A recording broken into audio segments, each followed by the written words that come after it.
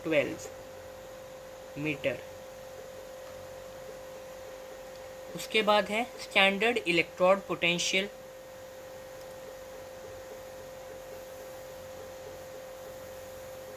उसके बाद है डेंसिटी का ऑर्डर। सबसे ज़्यादा डेंसिटी है